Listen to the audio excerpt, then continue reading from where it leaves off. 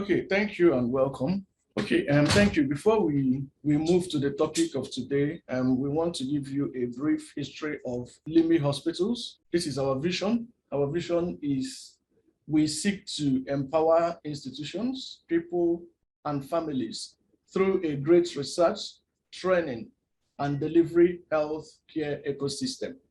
And this webinar is a form of CSR, and in order to improve and educate ourselves, and also to educate others in a way to improve our ecosystem. Okay, then the model of health, the most desirable healthcare company to work in is actually LIMI Hospital. You know, we have a world-class healthcare that is comparable, that has comparable standards globally, pragmatic applications locally. You know, our guests actually have great experience. When they come to LIMI Hospital, we give them a great experience that they don't forget in a hurry. And then we are also cost effective. Okay. Okay. We push the limits of what's possible for our patients. Now we offer critical care in neonatology. We also have a neonatology transport system that can transport very critical patients even from your house to the hospital, well equipped with incubators, echo, and whatever you need to keep the patient going until the patient gets to the hospital. Okay, this is our transport incubator here with a neonatal echocardiography inside. Okay. Okay, we are located at 38 Ademola Adetokunbo Crescent. That's talking about the LIMI Children Hospital in Wuse 2, Abuja. Okay, thank you very much and welcome to the webinar. The topic is ambulatory care in childhood asthma. And this is the learning objective. Okay, so we're going to be talking about the burden of childhood asthma, how it's classified, how they present, how we diagnose, and the ambulatory management, which will be the discussion for today. So by way of introduction, or before we start anyway, we have this question for us to go through. And the answers will come up subsequently, but this is just to test our background knowledge for now. And it's a 5-year-old boy who presented to the outpatient clinic with complaints of recurrent cough and wheezing of about 4 times in the last 2 weeks, associated with difficulty in breathing and disturbance of his sleep. He has a history of nebulization in the emergency room twice in the last year and 1 hospitalization as a result of similar complaints, positive history of allergic dermatitis, and the mom is asthmatic. On significant examination findings was a first expiratory volume in 1 second of about 80% of his normal values and a peak flow rate that was less than 20% variability.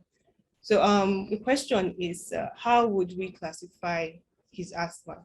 We have 4 options, and you can answer and leave your answers in the Q&A section, and we'll get back to it. So we have severe persistent asthma, mild persistent, moderate, or intermittent asthma. So by way of introduction, asthma is a chronic inflammatory condition of the airways. It's one of the most common chronic diseases of childhood.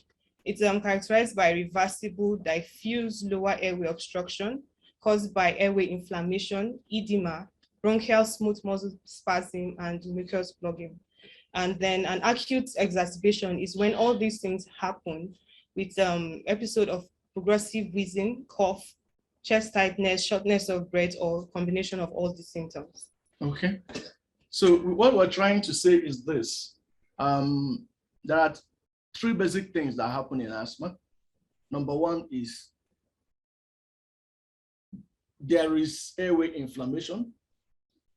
There is edema. Edema means swelling of the airway. And then there is spasm of the bronchial muscle. And then secretions into the airway, mucus plugging. And this is what causes the obstruction that you see in asthma. Now, okay, and then these are the ways the children can present. As we go further, we'll also talk more about some of these things. Okay. So this is just the hyperreactive airway, because basically what the asthmatic child has is a hypersensitive airway, and this can be caused by triggers. Common triggers are viral infections, weather changes, that's extreme of temperatures, pollen, dust, mites, or mold, cigarette smokes, and other inhaled irritants, and exercise. So like I said earlier, asthma is the most common chronic disease of childhood, and the prevalence is on the increase over the last few decades. According to the World Health Organization, about 262 million people have asthma, are living with asthma, and it accounts for about 461,000 deaths worldwide. That was in 2019. It also takes a lot of toll on the morbidity of the patients, and accounts for about 15 million disability adjustable life years. Okay. It's more prevalent in developed countries, and but prevalence is increasing in developing countries. Okay, now one may actually wonder why the incidence of the prevalence and incidence of asthma is increasing in developed countries. You know, that might just be a question in the mind of somebody. Yes. Now, there's a theory that is called hygiene theory.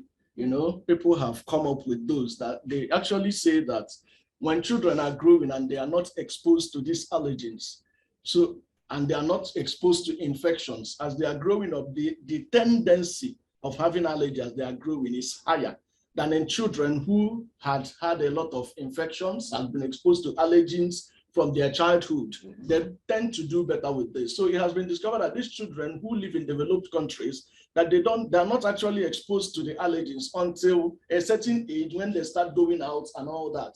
So the prevalence is actually increased. So that's exactly what causes that. But when you go to our next slide, you will find out. Okay, continue. Thank you. There's something in addition to the hygiene theories, the fact that urbanization is on the increase in a lot of the developing countries. So we also have industrialization that is leading to a lot of air pollution. So the developing countries are developing as by definition, and a lot of this urbanization processes is tilting their society to more of the developed countries, leading to an increased prevalence of asthma. Most of the asthma-related deaths, unfortunately, is in the lower and middle income countries. And part of the reason is they said it's underdiagnosis or inaccessibility to adequate medications. And only half of the people with asthma have access to bronchodilators.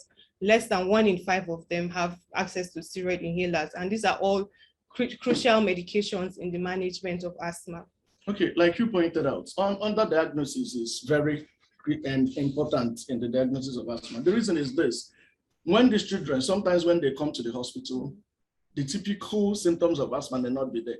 For quite a number of parents, when their child presents with this, what they do first is to go and buy drugs, and sometimes they give them a bronchodilator. Yeah. So they take them, but at the time you are seeing them, the typical wheeze and ronchi may not be there. And they continue like this for a long period of time before the diagnosis is made. So sometimes the history is very, very important, especially the risk factors. You have to, dig deeper to get this history so that you can make this appropriate diagnosis. Thank you. Okay.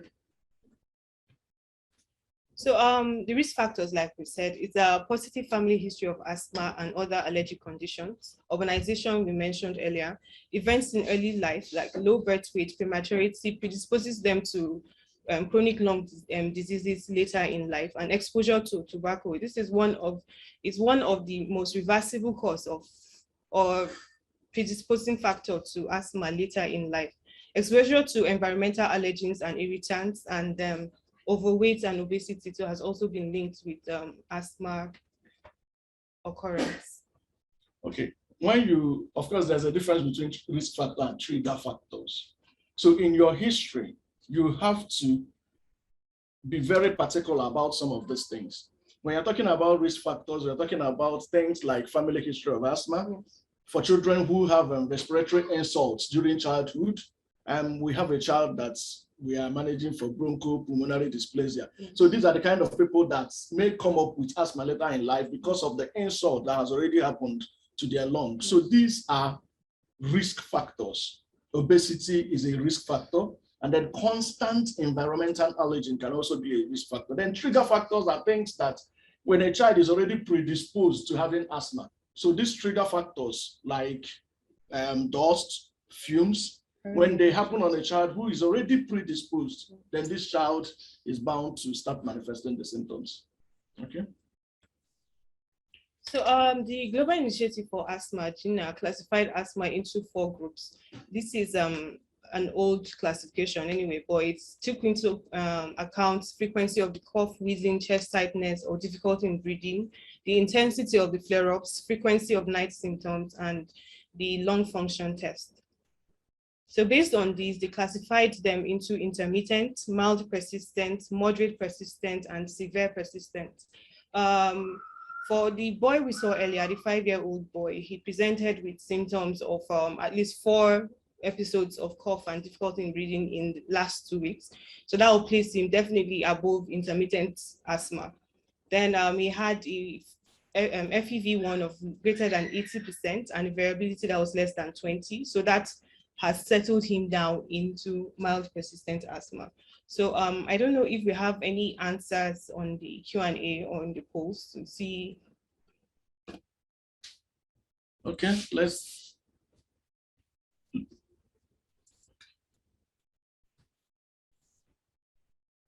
Okay. Okay. Moderate persistent asthma. Okay. Okay, so that's good. Okay, another person says B. That's I think that was mild persistent. Mild persistent asthma. Okay, so let's go ahead.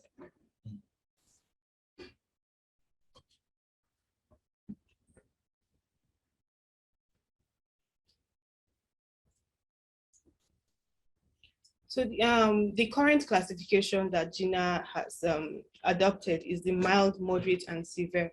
And they decided to use this to diagnose response to the level of treatment, or the level of treatment needed to control the symptoms. So mild asthma is asthma that is well controlled with as needed reliever medications alone or low intensity controller treatment. Moderate is when the asthma is controlled with low dose inhaled corticosteroids or long acting beta agonists, inhaled beta agonists. And then the severe asthma is those that require high dose inhaled corticosteroids with long acting beta agonists to prevent it, or asthma that doesn't respond to any of the treatments given. So they found out that this classification is more relevant, and the initial classification is useful for clinic research purposes anyway, but by definition of the symptoms, the initial classification helps you to understand where the patient is when they come to see you in the OPD. Especially for a patient that is coming for the first time, you've not instituted any management. Yes. The first classification will help you to place the patient where the patient belongs. But when you have already started managing the patient and the patient is coming to see you in the clinic, so this will actually help you to know whether the patient is actually responding to your treatment or not. So both of them still play a role. Okay. So a patient with asthma will present with recurrent episodes of wheezing, cough, shortness of breath, or chest tightness. Depending on their age, the chest tightness might not be a common presentation. And then acute episodes may be, they will come breathless, with poor feeding, agitated, sitting upright, and confused. So when a child comes in this state, the first thing that goes through your mind is this could be asthma. Things that could support this diagnosis or give you an information in the histories if the symptoms are variable and if it's been chronic. Then you have the variability could be seasonal or continual. It could be what triggered it, exercise or actively playing. And then if there is variation in the symptoms, is it more at night or during the early mornings? And then if you could identify triggers, is there something that was happening to this child before these symptoms occurred? Then to ascertain the severity, you need to find out how many times the child has missed school because of these symptoms, if they've been hospitalized before, or if they've had emergency department visits. This just gives us an idea about how badly the asthma is affecting the quality of life of the child. Okay, thank you. Okay. So examination will show that the child is tachypneic and in respiratory distress. You can also find features of eczema, or atopic dermatitis. This just points to the fact that the child has a history of atopy. Then nasal discharge, inflamed nasal mucosa from allergic rhinitis, and if the asthma has been poorly controlled for a long time, they will also see features of increased anterior posterior diameter of the chest. Okay. And since obesity is a predisposing factor, the child may be obese as when you examine. Allergic salute.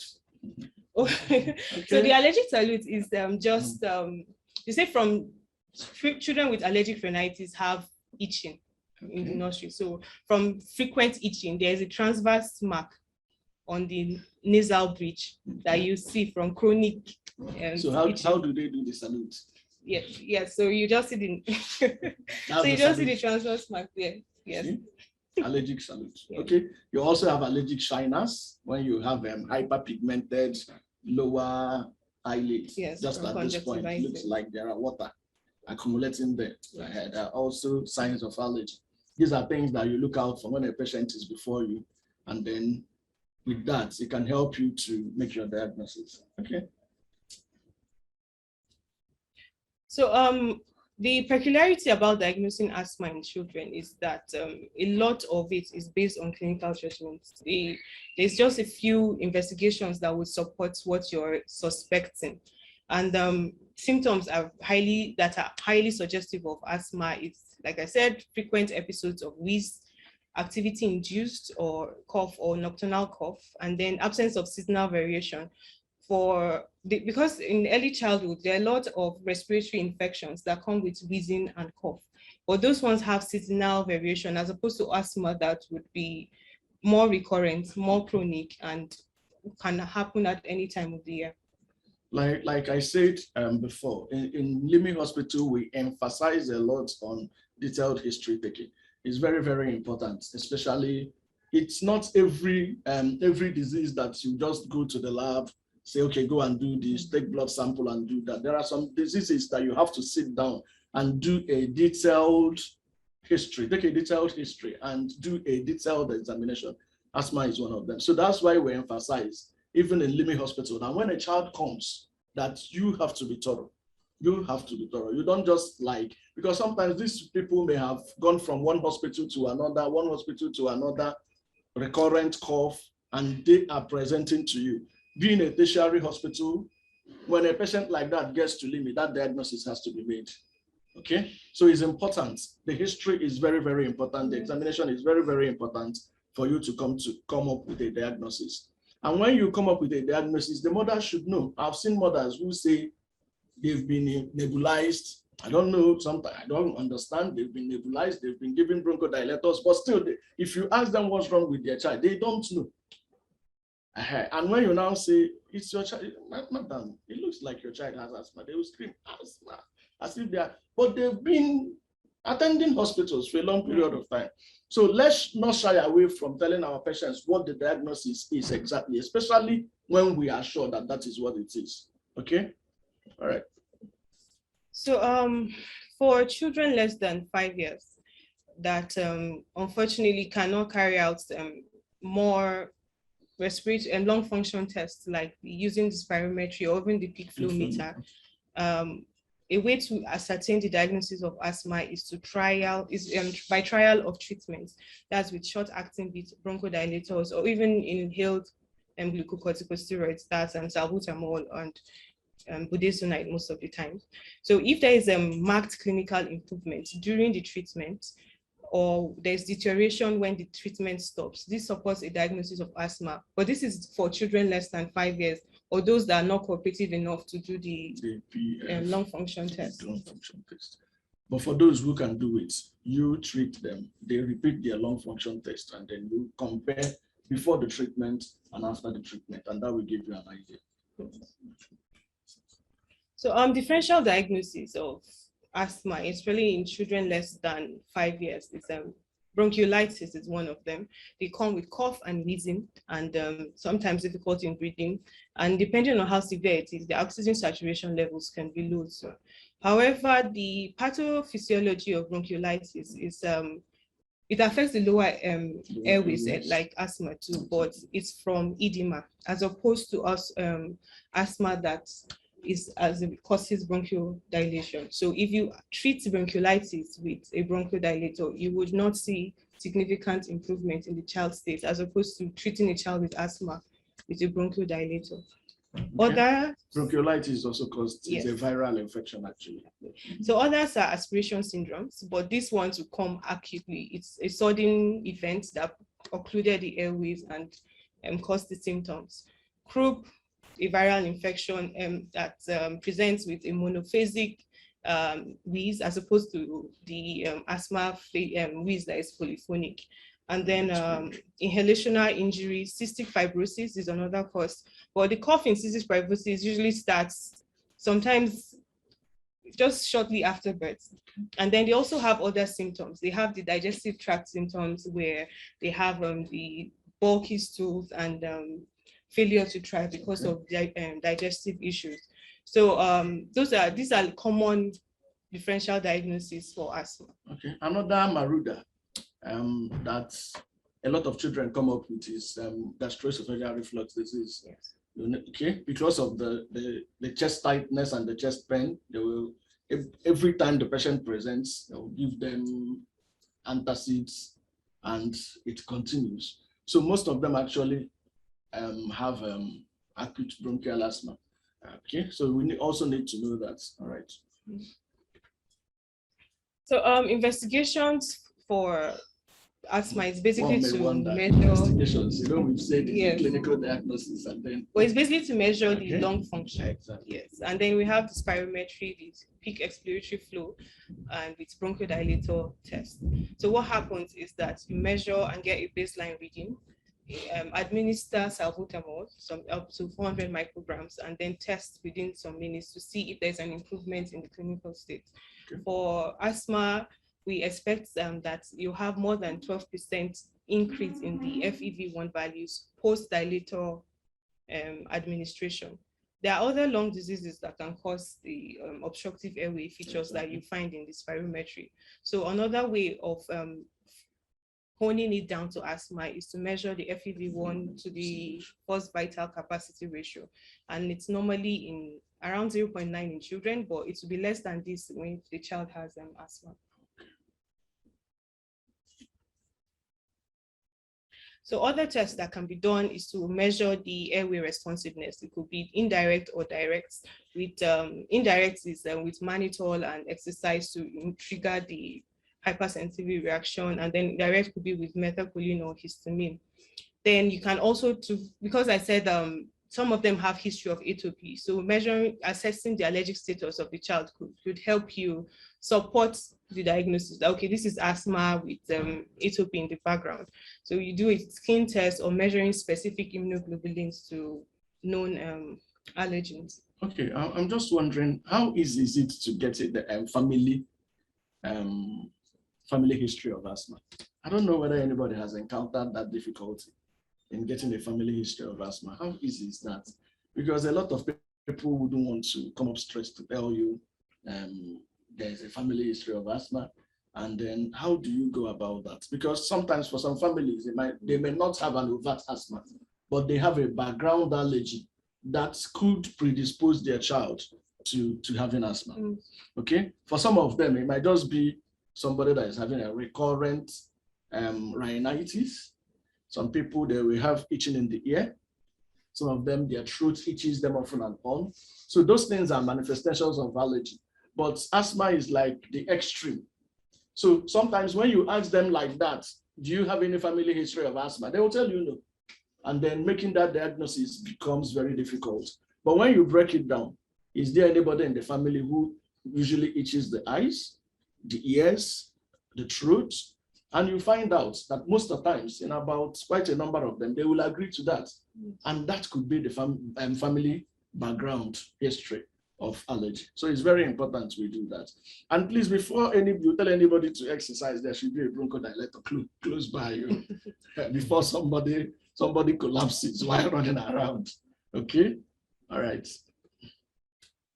So the aim of management is to achieve control. And by control, we mean no daytime symptoms, no nighttime awakening, no asthma, acute asthma attacks, and no limitation of child's physical activities. The child can run around and play as much as he wants, normal lung function tests, and minimal side effects from medications. If all these things are not in place, that asthma is not controlled. So this is just a table summarizing the categories of asthma control. We have the controlled, partly controlled, and the uncontrolled. For the controlled, none of the symptoms are present or just less than twice or less in a week. For partly controlled, daytime symptoms will be more than twice a week. And if there is any night symptom, that child falls under partly controlled. If there are 3 or more of all these features, then it's uncontrolled asthma. And so it means we need to reevaluate our management plans. Okay, as we will see in the drug treatment. Okay, the treatment. So the mainstay of asthma treatment is inhaled therapy. And the medications are classified as either controllers or relievers. The controllers are taken daily on a long-term basis to help control the clinical states. Those ones mainly affect the inflammatory aspect of the disease, and then the relievers are those that are used as needed basis, and those are quick acting, and they mainly attack the bronchoconstriction and relieve that. So the controllers are either inhaled corticosteroids like budesonide and fluticasone, and leukotriene modifiers, that's like montelukast. We have also long-acting inhaled beta-2 agonists like salmeterol and formoterol, and then theophylline and chromones, which are reserved for special occasions. Okay, the relievers are used on as when needed. Yes. And that's salbutamol. And they act quickly to reverse the bronchoconstriction, like you have said. Okay. Yeah. So the mainstay method of administering this inhaled therapy is metered-dose inhalers. These are help to provide specific doses of the medication. However, for children, we have the peculiarity of having issues administering these inhalers, because it needs a lot of cooperation from the child. You need the child to know that, okay, this is the time to take breath. I'm supposed to hold my breath for so seconds and absorb the medication. So that is where the spacer devices come into play. And then this is usually, they usually use it for children less than 5, or those that are older than 5 but would not cooperate to take the inhalers by themselves. Some are given with face masks and some with mouthpieces. And if you look at it, this picture is showing the percentage of drug that is available to the child after administration. You see that it's just about 10% of what you administer with the inhaler by itself, it's available to the child. With the face masks, you have 25 to 60%. And for the mouthpiece, you can go as high as 85% availability. So with these devices, it reduces the systemic effect because you're directing the medications into the lung space and reduces the amount of dose you may need in the end. Okay. In our clinics, if we just prescribe these drugs and allow the patient to go without teaching them how to use these things, we've done little or no work. Because the truth of the matter is this: they will come back, and then when you ask them some questions, you now find out that they don't even know how to use it. They've not been taught properly how to use these devices. So it's very, very important to teach them. So you can actually do a little demonstration. Okay. Our viewers can actually watch. Okay, so basically for the spacer device, the mouthpiece of the inhaler is attached to one end, and then the face mask is attached to the patient. So what happens is that you would release the puff, and the child breathes. You just put the face mask around the child or the mouthpiece in an older child and tells the child to take breaths, like 5 breaths, and that will give you enough time for the child to absorb whatever is inside that chamber. But another thing we should be cautious about with the spacer devices is that with time, the plastic material it's made of builds a lot of electrostatic charges, and this affects the drugs that is administered. So that when a puff is given, it can attach itself to the walls of the device. In the end, the child is not getting any medication. So before use these or regularly, the devices should be cleaned, and it's just mildly soapy water, soak the device in it and allow it to air dry. That will reduce the electrostatic charge in the spacer device and ensure that what you're administering is getting to the child. Okay, then another advice is this. Whenever you finish using a metered dose inhaler, it's important you find out whether you still have anything inside it before you keep it. Yeah. Because the truth of the matter is this, there will be a time you will need it, you pick it up and you discover it's empty. And at that point, it might be very, very, very important to use it. So whenever you finish, there's a way to know whether you still have enough salbutamol inside the canister. You open it up and then put a bowl of water and drop it inside. If it sinks to the bottom, then you know there are still drugs inside it. But if it floats, there's a probability that the quantity of drug inside it has reduced. And so that the next time you'll be using it, you don't have to, and you discover there is nothing and the child is dying. Yeah. Okay, so it's important we do that whenever we finish using it. And then some of them have counters. So you can actually look at the counter to see how many puffs have been used. That also helps. Okay, all right. So for ambulatory care, it's this is basically the outpatient management of asthma, and it has several components. The first and main component is the development of a relationship between the doctor, the caregiver, because we're talking of children now, so their parents and caregivers play a big part in the management of their disease, and the patient.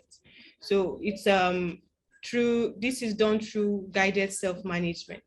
So what we aim to do is that we aim to enable the child or the patient to understand the diagnosis, acquire the skills needed to manage it in terms of drug administration, in terms of emergency management. It also helps that, and this self-management could be patient-directed or doctor-directed. For the patient-directed, basically, it's the caregiver and the child control how they manage their disease through the doctor and the patient will create a plan, and then the patient can by himself, or the caregivers can decide when to increase the dose, when to reduce the dose, as long as it's according to the written plan that was already in place. For the doctor-directed part, the plan is written in place. Everybody knows what they are expecting when certain symptoms occur, but before any step is taken, the doctor will be contacted or informed to let them know that, okay, I had several symptoms today and I decided to increase the dose of my inhaled corticosteroids. That's for example. Also, is asthma education, which is very important. Like you said earlier, a lot of parents or patients treat diseases they don't know they have. So if they are educated about the diseases, aware of the triggers and management for what their symptoms, they'll be able to comply more. They'll be able to adhere to the medications that is prescribed. And then also education of others. This comes in play because of children are going to school, and a lot of school-age children spend a significant amount of their time in classrooms, and asthma cannot occur. They actually, if yours is exercise triggered, where they are now playing. So the parents and teachers should be aware of asthma, the management plan for that child, and have probably the reliever medications handy whenever that occurs. So because it's a chronic illness, you have to carry the caregivers along in order to get a good control. If not, you find out that they will always come back to the hospital. So lifestyle modification is also very, very important in the management of asthma. Yes. Lifestyle modification deals with the triggers. What are the triggers? And then when you identify them, you remove them. And as soon as you remove them, you discover that the prevalence, the number of times they present in the hospital will reduce. It's also very important. Yes. And that is the second component of the ambulatory care. So it's one of the biggest ways to prevent asthma is reducing tobacco exposure. And this is because tobacco exposure prenatally and after birth increases the chance of a child developing chronic lung diseases like asthma later in life. Also, children that already have asthma, it's been found that tobacco reduces the response to... Like we have some things Q&A. No, I think. Okay, somebody is asking, from what age can inhalers be prescribed? Okay, so inhalers basically can be prescribed from any age. And that's where the spacer devices come, because a child that is less than 1 or from age 1 will not be able to take a puff from the meter dose inhaler by himself. So what will happen is you just attach the inhaler to the spacer device, attach the face mask to the child's face, and release a puff. The child breathes in normally and absorbs the medication without a lot of force. So the inhalers can be prescribed at any age. Okay, so let's continue with our ambulatory care. Yes. So tobacco has been shown to reduce the efficacy of inhaled glucocorticosteroids and reduce the response to treatment plans. So avoiding tobacco exposure, that's secondhand smoking, is crucial in the management of asthma. Exclusive breastfeeding has its protective effect on the child's health in general, and reduces predisposition to atopic reactions and asthma development later in life. So also reducing exposure involves preventing the symptoms and exacerbations of asthma, and that's where controlling your environment, identify triggers that have been picked up should be avoided, and then drugs that might trigger reactions like the non-steroidal anti-inflammatory medications should be avoided. The third component is to assess, treat, and monitor asthma. So this is the part where a patient comes in with the complaints we had earlier, with the recurrent cough, difficulty in breathing, and wheezing. And then we make a diagnosis of asthma. We also have to classify the category to understand the severity and then treat appropriately. The treatment is usually started at the level of severity the child is presenting with. This could be titrated upwards or downwards as the control is achieved. Then it would also involve monitoring to maintain the control. So after diagnosis is made and prescription is given for treatment, regular monitoring is very important to assess control of the asthma, because you see a child or a caregiver and you train them on how to administer their inhalers, for instance. It's one thing to tell them, it's another thing for them to go home and actually practice. So every time you see them in the clinic, you need to reiterate the teaching, find out their inhaler techniques, and see how they're complying to the medications based on the management plan we've drawn. So, and once control is achieved, we can step down treatment as necessary. Okay. So this is an algorithm for the management of asthma that we have in our hospital. So it's categorized for age 0 to 5 years and age 6 to 11 from 12 years and above, they are treated as adults. So for the for patients that have less than symptoms that are less than twice a month, for age 0 to 5 years, they start with inhaled salbutamol. Okay. That is just the as needed reliever medications.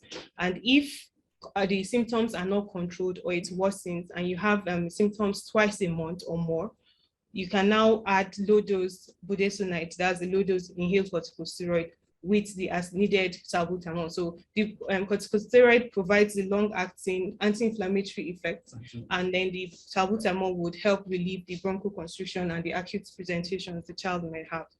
If the child doesn't respond or the symptoms worsens, or you're seeing the child for the first time with symptoms most days of the week and waking him up at night, then you start with medium dose budesonide or low dose budesonide with a leukotriene antagonist like montelukast.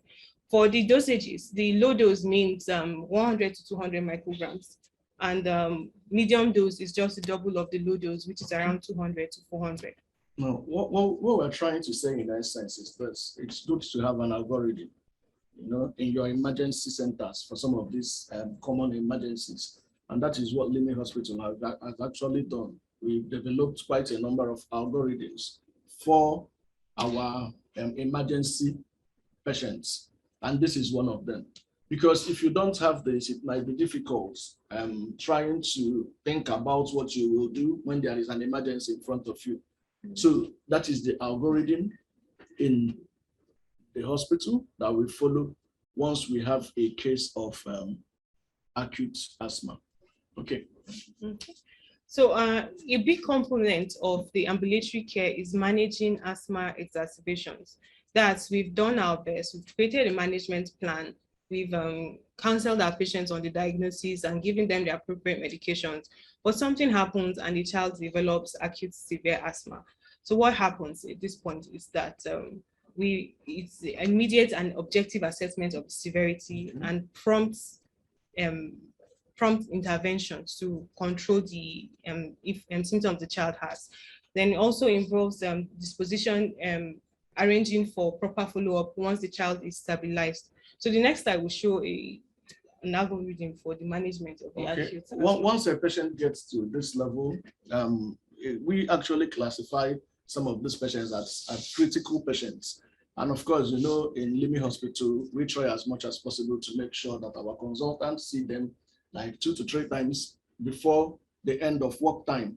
And also, we have dedicated medical officers who constantly, like every 3 to 4 hours, it's important monitoring these patients, okay? So that if there is anything, then we take charge immediately and then do the necessary things, okay?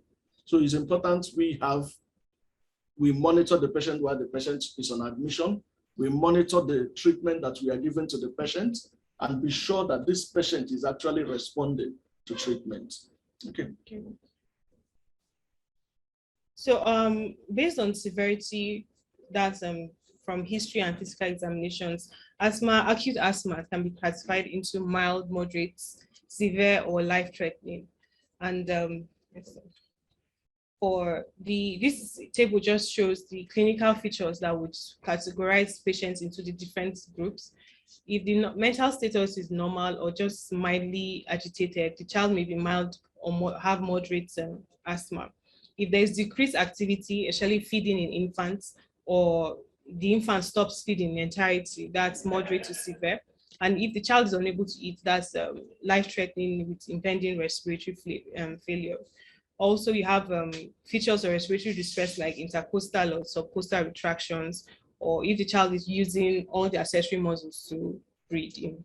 Then other features is the oxygen saturation in room air. If it's greater than 94, that's essentially normal. We think it's mild. And if it's less than 90, with all the other features stated above, that's drowsiness and confusion, then it's likely to be a life-threatening emergency. The peak flow rates, if the child is cooperative enough for you to get a reading, if it's greater than 80% of the patient's personal best, it's mild. And if it's less than 60% or unable to perform the task, you have severe to life-threatening asthma. Okay, let me just a child presents to you with severe, the severe intensity, and then you give bronchodilator and ask one of your medical officers to go and listen to the chest and report to you, and the person calls you, and just like immediately after giving the bronchodilator, you held bronchodilator that no wheeze, I can't hear anything again. What will come to your mind? So what are the possibilities? The possibility is that the asthma has worsened and it's likely to be life-threatening with impending respiratory failure. That could be a possibility. Some people will just feel like we've nebulized and the wrong guy they've all cleared, and then you tell the child to go just for the child to come in a worse condition. It could actually be that there is a silent chest. So what is silent chest? Okay, a lot of people will be wondering, what do we mean by that? Okay, silent chest. I really do, because what I'm seeing here is absence of wheeze. I think silent chest is all absence of breath sound. You are listening to the chest and you are not hearing any breath sound. Yes. Okay, that is absent chest. So that you don't think the child has done well and I can no longer hear wheeze. You also listen for the wrong guy. You also listen intently to make sure that you are hearing there is a breath sound. Okay, it's very, very important. All right. So for children less than 5 years, it's for clarity purposes, we just classify them as moderate and severe. Some comments in the question Q&A. Okay, somebody says, No, it's on that. how do you manage a patient not responding to the controller drugs and keeps having greater than 3 attacks weekly? Okay, I think we should just go back to the Okay. algorithm. Let me show them. So let's go back to the algorithm to answer the question.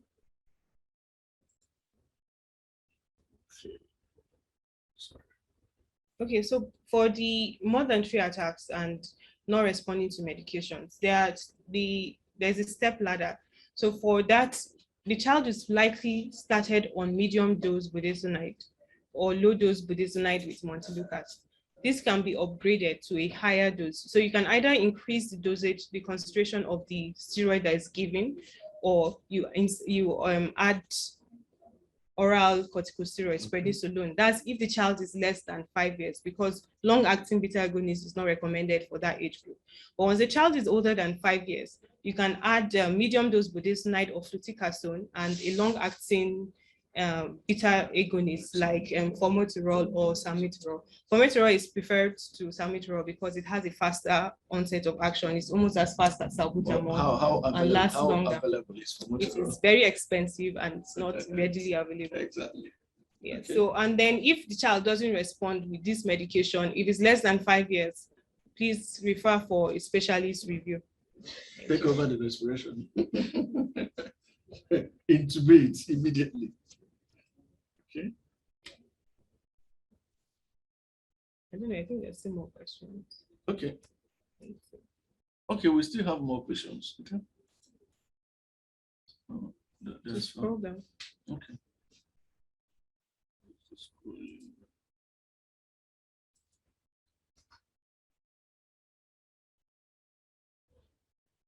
Okay, somebody is asking, please, what happens to children who has chronic allergic rhinitis, but not outright asthma?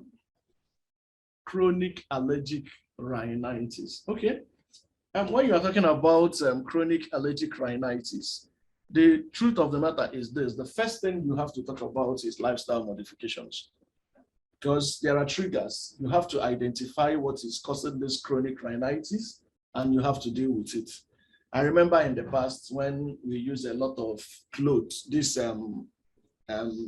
seats in the parlor that is done with clothes. I don't know. They harbor a lot of dusts, and when children sit there, they will always come down with rhinitis.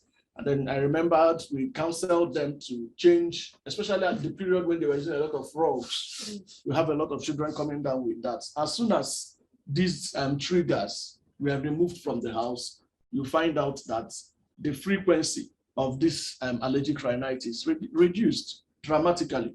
Now, even at that, the mood stabilizers can also help here. Okay, montelukast, when you give them for a long period of time, they also help to stabilize the patient and then prevent undue exacerbations. Okay, and that's also very, very important. All right, thank you. I think there's still more.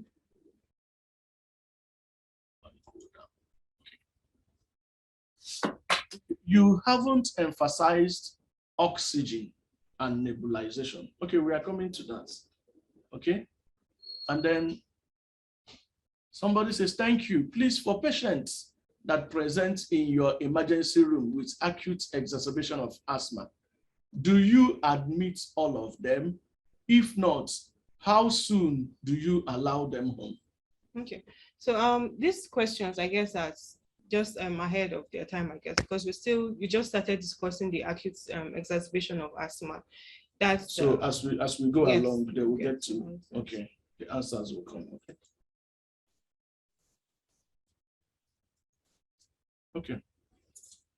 Clinical assessment of the severity. Yes. So I think we spoke about this oxygen saturation less than 92%, acute severe if it's less than 92%, but you have features of silent chest, cyanosis, confusion, or altered mental state of the child with the peak expiratory flow rate. If you're lucky enough to get any, it's 33 to 50% of the best predicted, then that is life-threatening.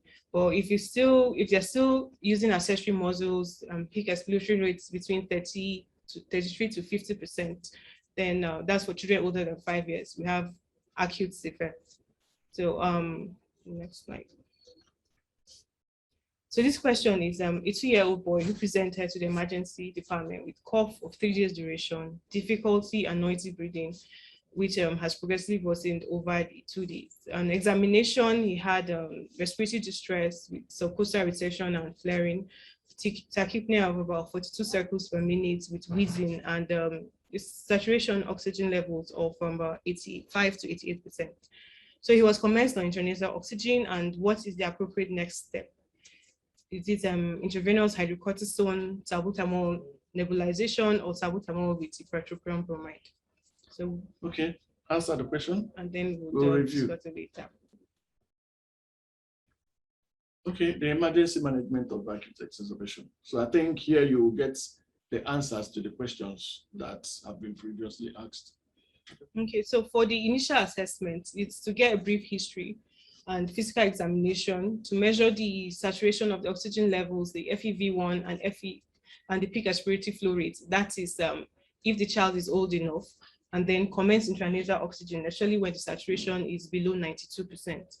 For mild to moderate exacerbations, based on what you've gotten in your clinical, your examination and history, you would commence salbutamol with a nebulizer or a meter dose inhaler and spacer. It's actually been found out that the efficacy of the nebulizer and the meter dose inhaler is equal, basically. And in some settings, especially in the primary healthcare centers, there may not be electricity, and you're worried about where to plug the nebulizer, and oh God, I can't manage asthma because I don't have a nebulizer. So if you have a spacer device or can improvise one with a meter dose inhaler, that is actually pretty much doing the same thing with the nebulizer. And you do that. You know why this is important? We've seen mothers who will tell you that instead of using a metered dose inhaler, that they would want to use a nebulizer. The reason is because, of course, because of the stigmatization that goes with using inhalers.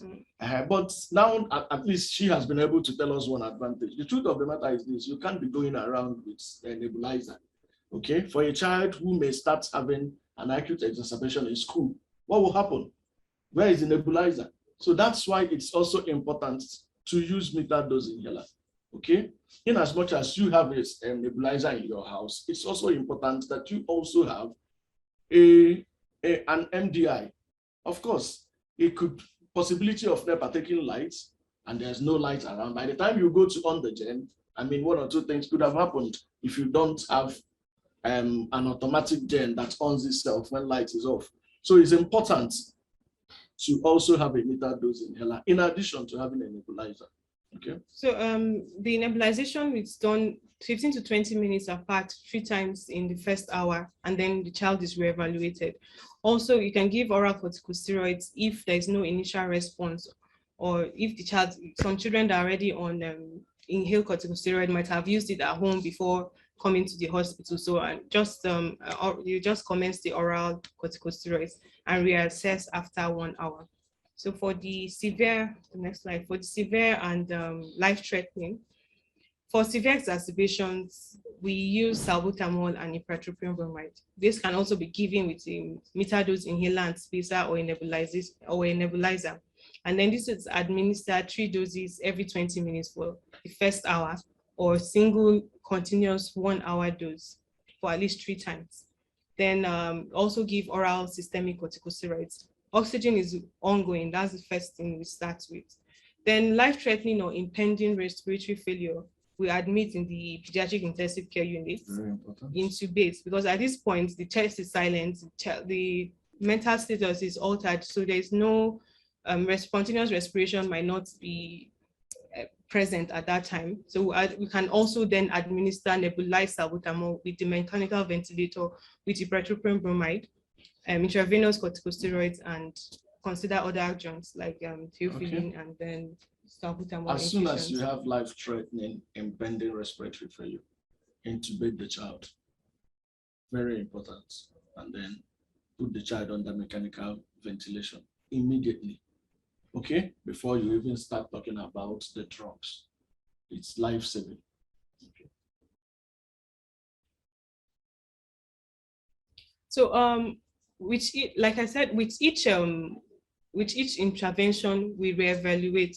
And then when we evaluate, we now classify as good response, incomplete, That's or answering no the response. question about, Yes.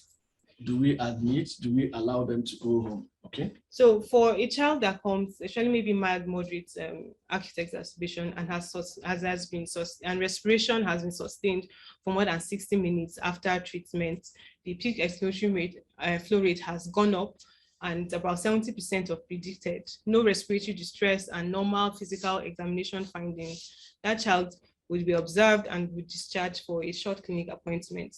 Typically, it's usually between 1 to 2 weeks. 1 to 2, the clinic appointments when we place on inhaled corticosteroids and evaluate them in the clinics within 1 to 2 weeks to see their response.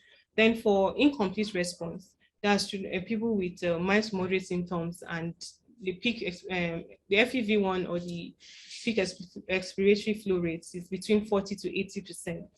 That's we now decide whether we want to discharge or hospital admission. Most of them we admit to observe. Okay. And for some of them, you do the ambulatory care.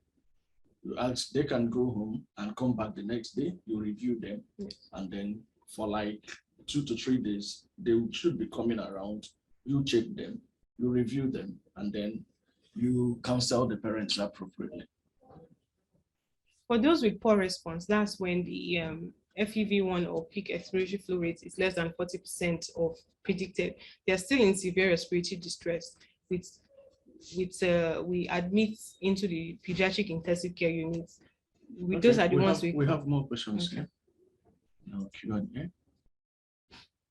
This is. I think we've answered this one. Okay. Okay.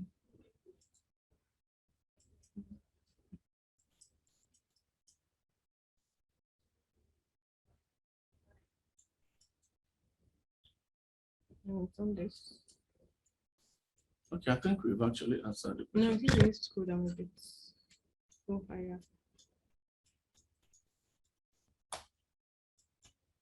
Okay, go higher. Mm-hmm. Okay. Okay, there's a question here. Thank you for this wonderful seminar. Thank you very much. Since the pandemic, is there anything else you do differently at LIMI Hospital in managing children presenting with asthma and positive PCR for SARS-CoV-2?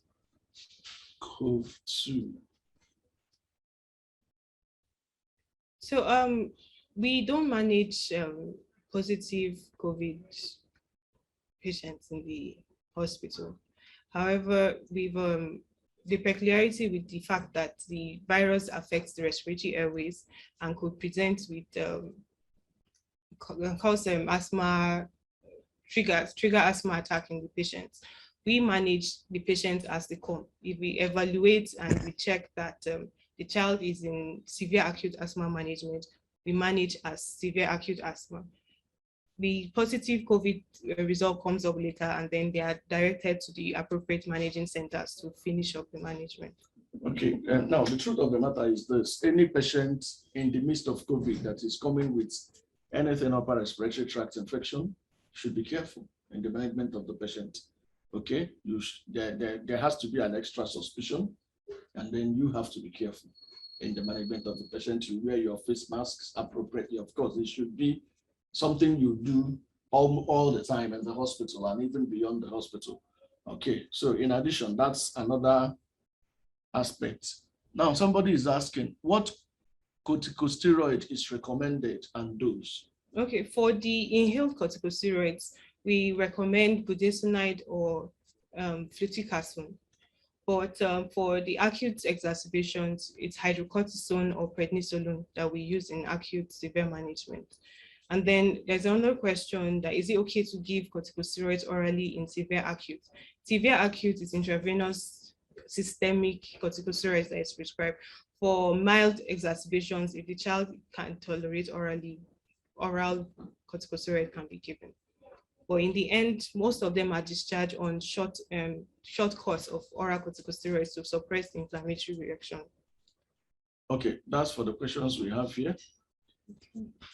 When we have more, we'll still respond to that. So the other adjuncts that can be given in the pediatric intensive care is intravenous magnesium sulfate. That's if there is no response, salbutamol infusion, intravenous corticosteroids, and aminophylline. Aminophylline is usually avoided because of the low short therapeutic index and the significant side effects it has. But if that's what would suppress the reaction, that is what we'll be giving eventually. Now, sometimes aminophylline might be the only thing you have handy. Okay, magnesium sulfate is not, I don't know how readily available it is. But the thing is this, aminophylline, you have to take extra care. If anybody tells me I give aminophylline standing up, I have an issue, because I'm wondering whether the person actually gave it within 20 to 30 minutes, because you have to give aminophylline sitting down. Okay, and also the dose should be properly checked because of the narrow safety margin. So you have to be sure that you are given the right dose of the aminophylline, and you also have to give it very slowly. Okay.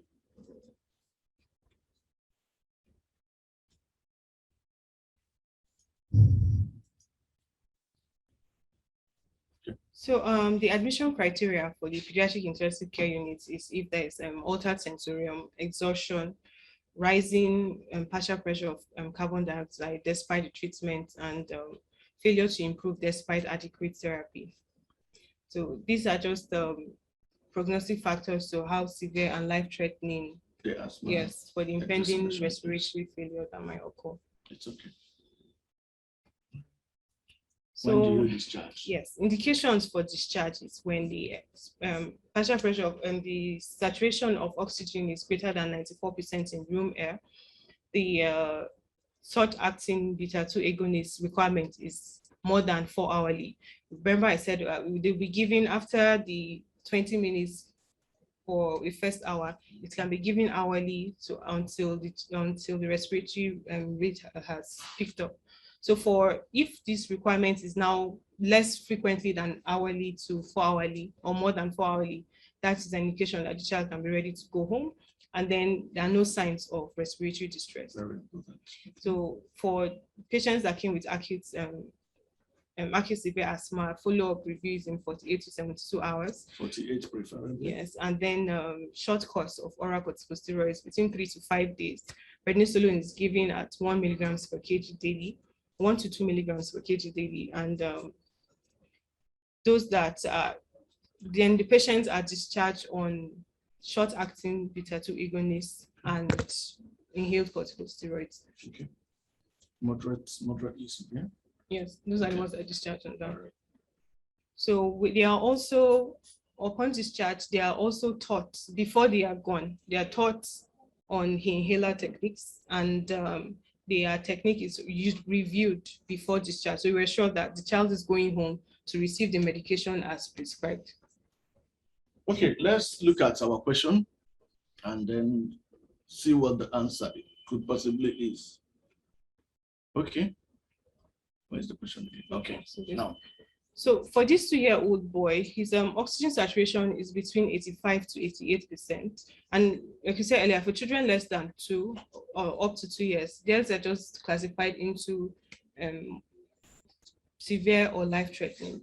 So for that, and then he has a respiratory rate of 42%, and 42 cycles per minute, and with wheezing and respiratory distress. So since it's been commenced on intranasal oxygen, the next step should be salbutamol and ipratropium bromide nebulization. The salbutamol nebulization is probably the most common, will be the first thing to think about, but because of the severity of the child's symptoms, salbutamol and ipratropium bromide is the next step for over 15 to 20 minutes, 3 times in the next hour. Okay, thank you very much. We've actually come to the end of this presentation, and these are our references. At this juncture, we want to thank our listeners and our viewers, and we believe that, that the learning objectives of this webinar presentation is achieved at the end. Okay, thank you very much. Now, for more information about our services, and then for more information, our services, okay, previous webinar recording information and algorithms, for inquiries and referrals, you can visit our website as shown on the screen, www.limchildrenshospital.com. Thank you, and God bless you. We have some questions. Okay, there are still some questions. Okay. Hold on.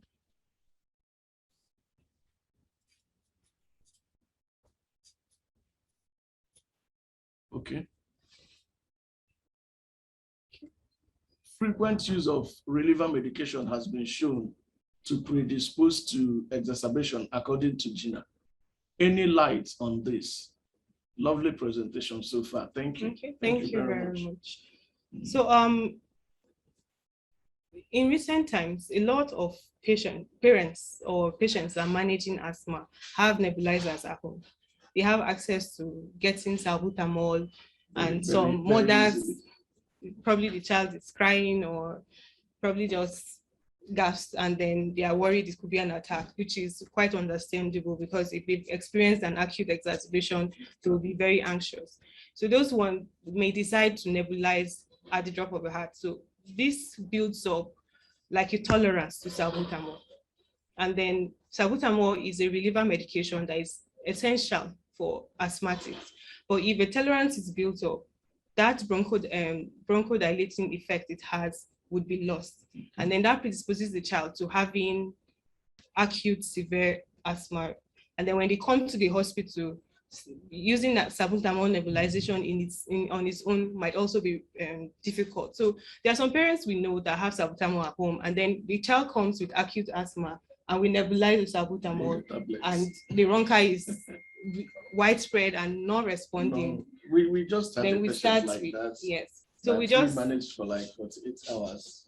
So we just add ipratropium bromide. We've seen that salbutamol with ipratropium bromide, especially in those cases, have better response, and then continue with the other management plan. Somebody says, how can we get the slides? Okay, slides I think are sent to the emails. As long as you've registered, you will get them. Okay, somebody says, thank you so much. We don't give aminophylline bolus in our center. We give in infusion, yes. 0.9 milligram per kg per hour. Okay. You know, some of these things are actually center dependent. It's also okay to do that. Okay. Some centers can actually give the bolus. Okay. If that is what is obtainable in the center, I mean, it's okay. Or do you have anything you want to say about that? Yeah, it's aminophylline should be given slowly, and there should be cardiac monitoring when it's administered. So the effects should be on the side effects or the toxic effects can be picked up quickly and addressed. Okay, somebody says sometimes in severe cases, children are so hypoxic and also acidotic. The acidosis affects efficacy of treatment and might need you to investigate with electrolyte estimation and anion gap and correct with 8.4% bicarbonate. Okay. Proper hydration is also important in these severe cases. Thank you very much for the comments. It's appropriate. Thank you. We appreciate the comments. Okay. Okay, I think that's the end of the questions. Let's see, there are some comments on the chat. Okay. I don't know if there were some questions there. Okay. Thank you for the presentation. I learned a lot. Okay, thank you very much. Thank you very much. We are happy you learned a lot. Thank you. All right, so we've come to the end of the presentation. Thank you very much, Dr. Anne, for such a wonderful presentation. Thank you. Wow.